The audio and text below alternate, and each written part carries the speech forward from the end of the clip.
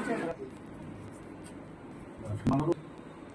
नम भगवान मंगलम पुंडरीकाक्षाय मंगलाय ओहि वक्रतुंडाय सूर्यकोटि समप्रभो निर्मलपुरमे देव सर्वकार्ये सर्वदा विनायकं मोहनं मां स्महे संकृष्णे संज्ञानं सर्वकाल। 3 बार हो गए।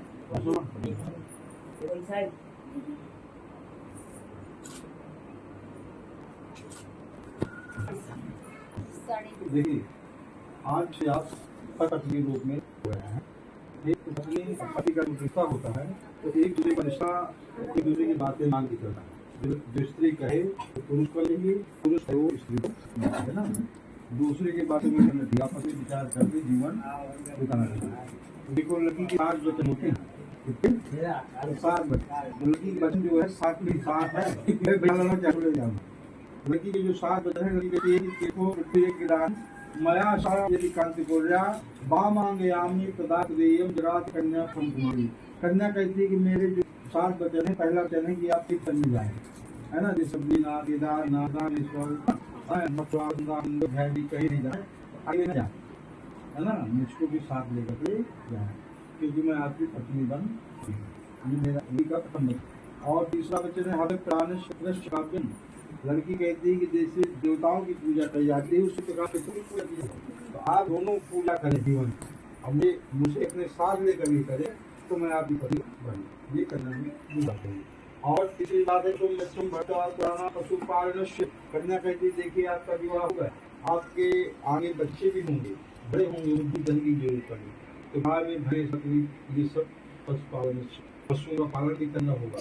और परिवार देख रेख भी करना है ना।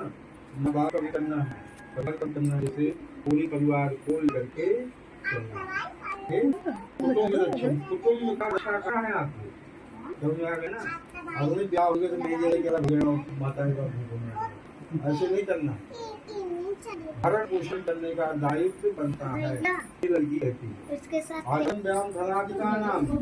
लड़की कहती है जो कमा करके लाए तो मुझे आप बताएं कि मैं कमा करके लाया हूँ, और उस कमाया हुआ धन आप कहाँ खर्च कर रहे हैं उसको भी मुझे आप बताएं। ये लड़की का जो है चौथा वचन है। देवाराम का 5वां वचन जो है कहते हैं आप देवता मंदिर मस्जिद कहीं भी मंदिर बनवाएं और धर्मशाला बनवाएं तो मुझे अपने साथ लेकर के करें। देशांतरेवा सुपरंतरेवा। कन्या कहती है कि अपने देश में व्यापार नहीं चल रहा है तो आप हल न करिएगा, बाद में बात करिएगा।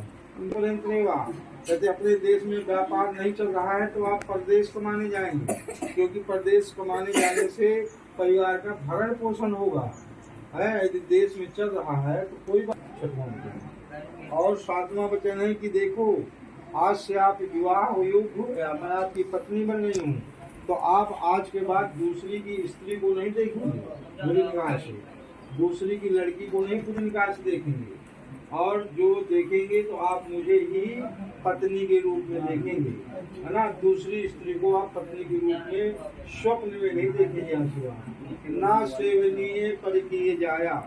आप जो है पराई स्त्री को कभी भी छुए नहीं। तो वह कहता है कि तुमने तो बहुत बड़ी बात कर दिया, और जैसे मैं रास्ते में उसकी मदद करनी है तो मैं कहती हूँ उस समय तुम छू सकते हो माता समझ करके, यदि आपके बराबर है तो बहन समझ करके, यदि छोटी है तो उसको पुत्री समझ करके तुम उसकी मदद कर सकते हो। इसके अलावा जो भी पत्नी का रोग है तुम मुझ में ही देखो। ये कन्या का 7 वचन है। तुम्हें सुन लिया है, समझ में आ रहा है, मानोगे ना। अच्छा, जो कन्या कहती है कि देखिए वर कहता है कि तुम्हारे जो 7 वचन है मेरे भी 5 वचन है। वर कहता है तो वर कहता है कि उद्याने मद्यपाने राजद्वारे पितागृहे। वर कहता है कि देखो तुम मेरी आज से पत्नी बन गई हो, तुम भी सुनो, तुम मेरी आज से पत्नी बन गई हो। तुम जो है उद्याने कहीं जंगल में अकेले घूमने नहीं जाओगी, है ना। जहाँ और दोपहर जैसे जेल की दोपहरिया होती है, टिकट एक दोपहरिया कहते हैं उसको, उस समय भी अकेले घर से बाहर नहीं निकलोगी।